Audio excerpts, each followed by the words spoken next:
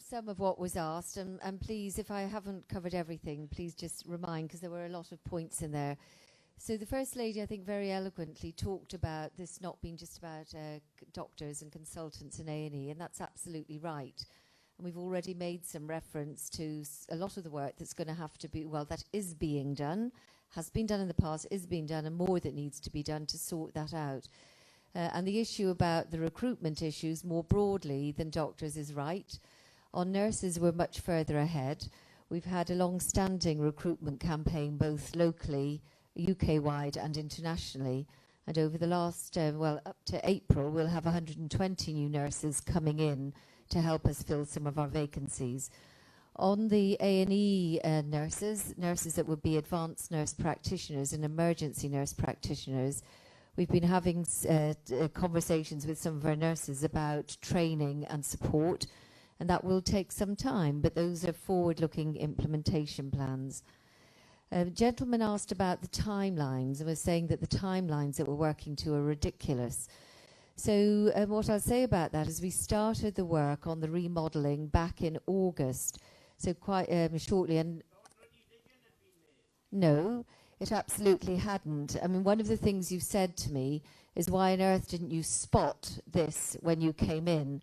So last August, we spotted what was happening. We started the work back in August, hoping that we'd be able to have the sort of detail that you guys are asking for, although albeit very often when we give very detailed answers to things, people accuse us of not doing the conversations with the public and the staff.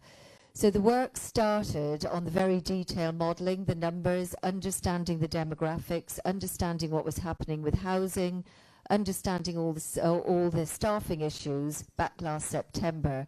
And we're not very far away from having all of those things organised in a way that we can have some really good discussions with you on. The issue about what the board decides at the end of March is not a definitive decision, but rather something that says, yes, we recognise the model that you're talking about, and we now need to get a really good implementation plan to start implementing that. We've talked a bit about how long it takes to recruit. So, for example, if when we've done all the listening, we're all collectively agreed that somehow or other, and it will be a somehow or other, we've got to try to maintain 24-hour A&E departments, the recruitment will not happen overnight. So there will have to be an interim solution to that, and that's where the discussion about risks and managing risks will come in. So, and I'm sorry, you might be saying no, but the issues about recruitment are very, very, very real. If it was easy just to get the doctors here tomorrow, we would have done it. So that's the issue about the timeline. So I don't think the timeline we're working to is unrealistic at all because of the amount of work that's been done. And the other issue about holding to account, well, I don't know how to answer that, because I think that is really, you are right. It is for you, the public, to hold us to account. And part of why we're talking very openly to our communities and very openly to our staff is so we are actively listening, and we're putting ourselves in front of you for you to hold us to account. So we're trying, and I'm sorry if you see my answers as not taking responsibility for what's gone before. I accept that, but what I can't accept that I was able to put what's gone before right. So I've got to take what we're dealing with now and try to find a way to move things on in the way that we all want.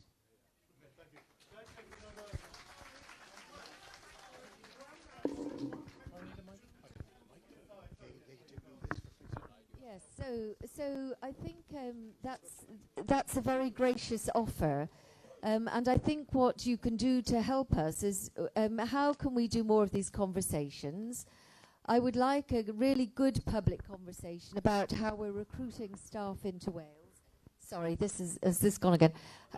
How we're recruiting staff into Wales, and whether you as the public are really willing for Wales to start to look at introducing the sorts of incentives that various of you have been talking about. In a couple of the meetings we've been to, people have talked about bursaries. So, for example, where we used to some years ago pay for nurse training.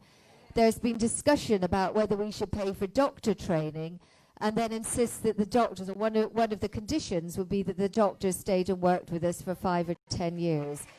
So